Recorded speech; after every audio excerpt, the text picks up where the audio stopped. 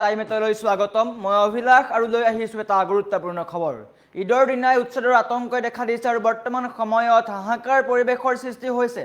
হাতে হাতে তালিকা লৈ বন বিভাগৰ লোক প্ৰান্তে প্ৰান্তে টহল দিছে আৰু অভিযান আৰম্ভ কৰিছে।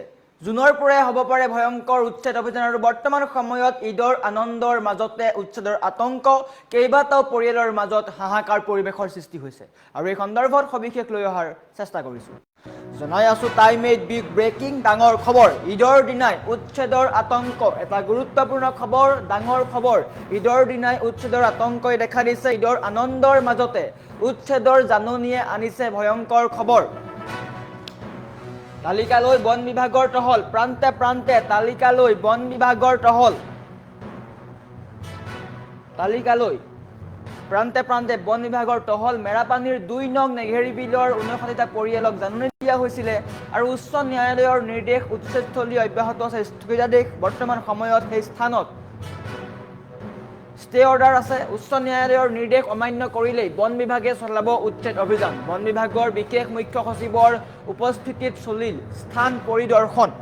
বৰ্তমান সময়ত মেৰাপানীৰ ২ নং নেঘেৰী বিলৰ কেইবাটাও স্থানত উচ্ছেদ চলিছিল আৰু সেইকেইটা স্থানত উচ্ছেদ চলাৰ সময়ত পৰিয়ালকেইটাই উচ্চ ন্যায়ালয়ৰ দ্বাৰস্থ হৈছিল, উচ্চ ন্যায়ালয়ৰ কাষ চাপিছিল আৰু বৰ্তমান সময়ত উচ্চ ন্যায়ালয়ৰ নিৰ্দেশ অনুসৰি সেই স্থানত স্থগিতাদেশ দিয়া হৈছে, উচ্ছেদত দিয়া হৈছে ষ্টে অৰ্ডাৰ। আৰু বৰ্তমান সেই স্থান কেনেকৈ আছে, বেদখলকাৰীয়ে বা উচ্ছেদকাৰীয়ে, উচ্ছেদস্থলী যিখন লোক আছে, উচ্ছেদিতই পুনৰ ঘৰ সাজিছে নেকি, সেইসমূহ পৰ্যবেক্ষণ কৰা হৈছে। যদি উচ্চ ন্যায়ালয়ৰ নিৰ্দেশ অমান্য কৰি পুনৰ ঘৰ সাজিছে তেন্তে ভয়ংকৰ উচ্ছেদ হ'ব পাৰে। জুনৰ আৰম্ভণিৰ পৰাই ভয়ংকৰ উচ্ছেদ হ'ব পাৰে আৰু ঈদৰ দিনাই এনে ঘটনা বা উচ্ছেদক লৈ এনে আতংকময় পৰিৱেশে বিৰাজ কৰিছে। ডাঙৰ খবৰ, পবিত্ৰ ঈদৰ দিনটোতে এই গুৰুত্বপূৰ্ণ খবৰ, উচ্ছেদক লৈ ডাঙৰ খবৰ আহিছে। প্ৰান্তে প্ৰান্তে গৈছে বন বিভাগৰ লোক আৰু টহল দিয়া দেখিবলৈ পোৱা গৈছে। হাতে হাতে তালিকা প্ৰস্তুত কৰিছে, তালিকা দেখুৱাইছোঁ।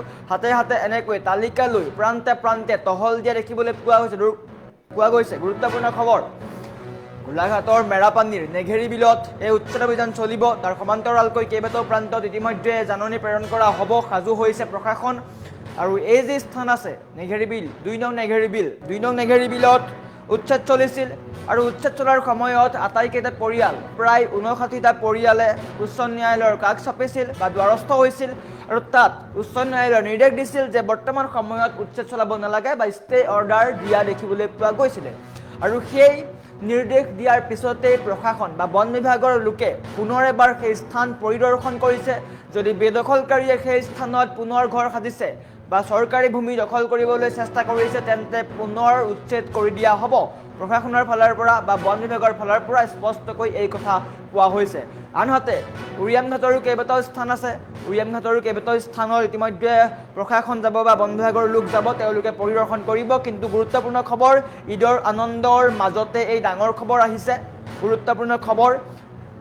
আতংকময় পৰিৱেশে বিৰাজ কৰিছে আটাইকেইটা পৰিয়ালৰ মাজত, কিয়নো হঠাৎ বন বিভাগৰ লোক তাত উপস্থিত হৈছে আৰু উপস্থিত হোৱাৰ পিছতেই হাহাকাৰ লাগিছে উচ্ছেদিত লোকসকলৰ মাজত, কিয়নো তেওঁলোকে জাননী পোৱা নাই, একো পোৱা নাই। তেওঁলোকে ভাবিছে যে উচ্ছেদ চলিব, কিন্তু বৰ্তমান সময়ত উচ্ছেদ নচলে। প্ৰশাসনে বৰ্তমান সময়ত সেইসমূহ স্থান পৰিদৰ্শন কৰিছে আৰু যদি উচ্চ ন্যায়ালয়ৰ নিৰ্দেশ অমান্য কৰি বা প্ৰশাসনৰ নিয়ম অমান্য কৰি বেদখলকাৰীয়ে বা উচ্ছেদিত যিসকল লোক আছে তেওঁলোকে চৰকাৰী ভূমি দখল কৰে বা অন্য নিয়ম উলংঘা কৰে, তেন্তে প্ৰশাসনে কোনো ধৰণৰ জাননী প্ৰেৰণ নকৰাকৈ ভাঙি দিব ঘৰ বা বেদখলকাৰীৰ ঘৰত বুলডোজাৰ চলাব। ইয়াৰ ফালৰ পৰা স্পষ্ট হৈ পৰিছে যে জুন মাহৰ হয়তো আৰম্ভণিৰ পৰাই উচ্ছেদ অভিযান চলিব পাৰে। গোলাঘাটৰ কেইবাটাও প্ৰান্তত উচ্ছেদ চলিব আৰু ঈদৰ মাজতে এই ডাঙৰ খবৰটোক লৈ সকলোৰে মাজত হাহাকাৰ পৰিৱেশৰ সৃষ্টি হৈছে। আৰু বৰ্তমান সময়ত মেৰাপানীৰ ২ নং নেঘেৰী বিলৰ ৫৯টা পৰিয়ালৰ মাজত আতংকময় পৰিৱেশে বিৰাজ কৰিছে। আমাৰ ওচৰত বন বিভাগৰ লোকৰ মন্তব্য আছে, যদি সম্ভৱ হয় আমি মন্তব্য দেখুওৱাৰ চেষ্টা কৰিম।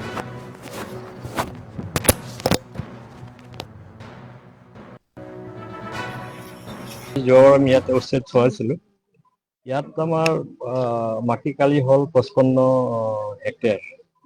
তাৰে ইয়াতে ৫৯টা ঘৰ আছে, 59 নম্বৰ অফ হাউচ হোল্ডছ। আৰু গোটেইকেইজনে তেওঁলোকে মাননীয় উচ্চ ন্যায়ালয় আৰু তাৰপিছত মাননীয় উচ্চতম ন্যায়ালয়ত তেওঁলোকে গোচৰ ৰুজু কৰিছিলে যে তেওঁলোকক ইয়াৰ পৰা ইভিক্ট কৰিব নালাগে বুলি। তাৰপিছত এইটোৱে হ'ল আটাইতকৈ ডাঙৰ গ্ৰুপ আছিলে 59 জনৰ মানে ঘৰৰ। এতিয়া মাননীয় উচ্চতম ন্যায়ালয়ে ইয়াৰ ওপৰত ৰায়দান দিলে যে এনেকুৱা নটিচ দি আমি যাব দিব মানে ইফেক্ট কৰিব পাৰোঁ। নটিচো দিয়া হ'ল। নটিচ দিয়াৰ পিছত তেওঁলোকে আকৌ মাননীয় উচ্চ ন্যায়ালয়ৰ ওচৰত গ'ল, তাতে ইয়াচিকা তেওঁলোকে লগালে। এতিয়া সেই তেওঁলোকৰ এই পিটিশ্যনটো এতিয়া বৰ্তমানত বিচাৰাধীন হৈ আছে আৰু এতিয়া আমি আশা কৰোঁ যে হয়তো এতিয়া সোনকালে মাননীয় উচ্চ ন্যায়ালয়ে যেনেকুৱা ৰায় দিব সেইমতে আমি আমাৰ নেক্সট কাৰ্যপন্থাও তেনেকুৱাকে আমি ডিচাইড কৰিম। সদ্যহতে এভিকশ্যন কৰাৰ কোনো সম্ভাৱনা নাই? তেনেকুৱা নহয়, আমিতো এনেতে প্ৰস্তুত, অলপ প্ৰস্তুতি চাবলৈ মই আহিছোঁ। আৰু এটা কথা হ'ল যে ইয়াতেতো ষ্টে আছিলে, ষ্টে মানে ইয়াতে আৰু কোনো কাম তেনেকৈ কৰিব নোৱাৰে, যেনেকে আছে তেনেকে আছে। আপোনালোকে দেখিছে ঘৰবিলাকো যেনেকে ভঙা আছে তেনেকে ভঙা আছে, কিছুমানে হয়তো তিৰপাল তৰিছে। সেইটো সময়তো মই আহিছিলোঁ, তাৰপিছত তেওঁলোকক নিৰ্দেশ দিয়া হ'ল যে আপোনালোকে আৰু একো কৰিব নোৱাৰে। চ' সেইদিনাৰ পৰা তেওঁলোকে কোনো বিশেষ একো কৰা নাই। আৰু আজিও আমি অলপ ড্ৰোন লগাই চাম, যদি কোনোবা কিবা নতুন কিবা ঘৰ চৰ বনাইছে নেকি। সেইটো হ'লে কিন্তু উচ্চ ন্যায়ালয় বা উচ্চতম ন্যায়ালয়ৰ যিটো নিৰ্দেশনা তাৰে এইটো অৱহেলা কৰা হ'ব। চ' সেইটো অলপ আমি আজি পৰিদৰ্শন কৰিম, চাই লওঁ। আৰু ইয়াৰ পৰা যিমান মানুহ আছিলে, কিছু ঘৰ গৈছে, 7-8 ঘৰ অলৰেডি গৈছে। মই ভাবোঁ যে অহা কেইদিনত আৰু মানুহ গুচি যাব। উচ্ছেদ কৰাৰ পিছত ইলেক্ট্ৰিফিকেশ্যন এতিয়াও এক্টিভ হৈ আছে দেখোন। তেনেকুৱা নহয়, সেইটো আমি একচন ল'ম, তাৰ কোনো ডাঙৰ কথা নহয়।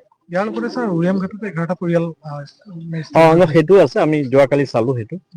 চ' তাতো ধৰক আমি ভাবিছিলো যে মানুহে বা তেওঁলোকে কিবা বেলেগ পৰিকল্পনা লৈছে নেকি, নতুনকে ঘৰ সজা বা কিবা, আমি তেনেকুৱা একো পোৱা নাই। আৰু আমি কালিতো গোটেই উৰিয়াম ঘাটটো চালো। তাৰপিছত গেলাপুখুৰী আৰু এই ৰাজাপুখুৰী আৰু গেলাজান, সেই এৰিয়াবিলাক কালি আমি চালো গধূলিৰ ফালে। তেনেকুৱা কোনো একো আমি পোৱা নাই। এভিকশ্যনৰ সময়ত আমাৰ যেনেকে আছিলে আজিও ঠিক তেনেকে চলি আছে। আদাৰৱাইজ আমি একচন ললো হয়, কিন্তু আমি তেনেকে একো দেখা পোৱা নাই। যোৱাবাৰ আমি ইয়াতে উচ্ছেদ চলাইছিলো। ইয়াত আমাৰ মাটি কালি হ'ল 55 হেক্টৰ। তাৰে ইয়াতে 59টা ঘৰ আছে, 59 নম্বৰৰ হাউচ হ'ল।